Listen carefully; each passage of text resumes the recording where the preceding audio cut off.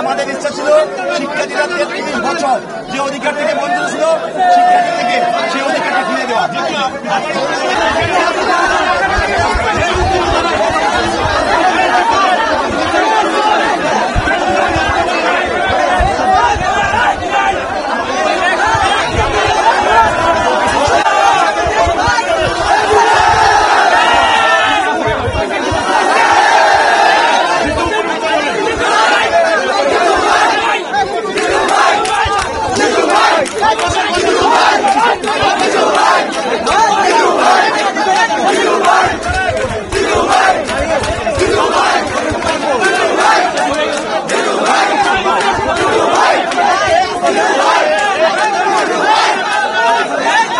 আমরা আপনার কাছে জানতে চাই আপনার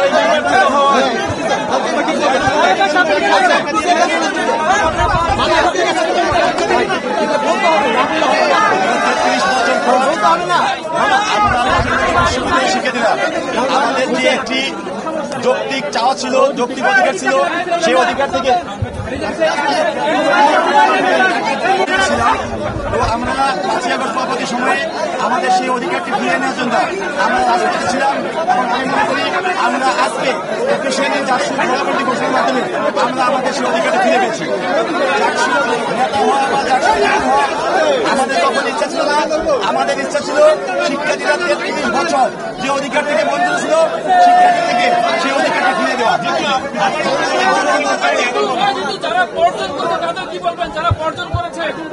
দেখেন আমরা মূলত ভোটের অধিকার ফিরে পাওয়ার জন্য বা চাকসু বাস্তবায়নের জন্য দীর্ঘদিন আমরা সংগ্রাম করে এসেছিলাম।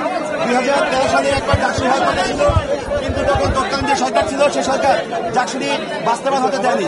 2019-এ এসে কিন্তু আরেকবার যখন ডাকসু হয়, ডাকসু হওয়ার পর আমাদের ডাকসু হওয়ার জন্য সমস্ত প্রস্তুতি গ্রহণ করা হয়েছিল। তখন যে তৎকালীন সরকার ছিল তারা কিন্তু সেই ডাকসুটি বাস্তবায়ন করে দেবে। তো 2024-এর গণভোটের এসে আমরা আমাদের 32 বছরের যেই চাওয়া ছিল পাওয়া ছিল সেটাকে আমরা বাস্তবায়নের জন্য 5ই আগস্ট পর থেকে গতদিন মধ্যে আমাদের সর্বোচ্চ ভার দেওয়া লাগছে। ডাকসুর ফলাফল অফিসিয়ালি ঘোষণার মাধ্যমে আমরা আমাদের সেই 33 বছরের যে চাওয়া ছিল সেই চাওয়াকে পূর্ণ করতে পারছি।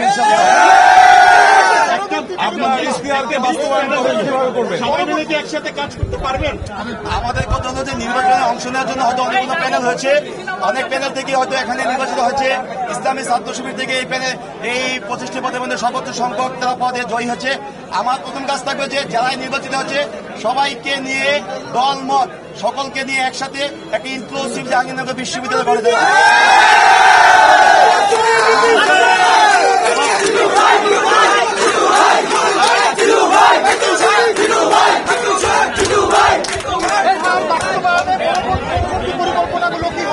আমাদের ইশতেহার যেগুলো আমরা দিয়েছি, আমরা হয়তো শিক্ষার্থীদের এমন কোন অনেক ইশতেহার দেয়নি যেগুলো আমরা বাস্তবায়ন করতে পারবো না। আমাদের শিক্ষার্থীদের চাওয়া পাই হলো আমাদের ইশতেহার জাহাঙ্গীরনগর বিশ্ববিদ্যালয়ের শিক্ষার্থীরা যে সকল অধিকারগুলো থেকে দীর্ঘদিন বঞ্চিত ছিল, আমাদের প্রথম কাজ থাকবে জাহাঙ্গীরনগর বিশ্ববিদ্যালয়ের শিক্ষার্থীদের সে সকল অধিকারগুলো কি বাস্তবায়িত করা। আমাদের একটি প্রথম কাজ থাকবে এই জাহাঙ্গীরনগর বিশ্ববিদ্যালয় থেকে সকল প্রকার দলীয় যে লেজভিত্তিক রাজনীতির চর্চা সেটি বন্ধ করবেন। দলীয় লেজভিত্তিক রাজনীতির চর্চার ফলে শিক্ষার্থীরা একাডেমিক লাইফ কিভাবে ক্ষতিগ্রস্ত হয়, শিক্ষার্থীদের জন্য একটি শতভাগ নিরাপদ একটি ক্যাম্পাস গড়ে তোলা এবং নিরাপদ এবং শিক্ষার্থী বান্ধব ক্যাম্পাস গড়ে তোলার জন্য আমাদের যেভাবে কাজ করা লাগে শিক্ষার্থীদের সাথে নিয়ে আমরা সেভাবে কাজ করবো ইনশাআল্লাহ।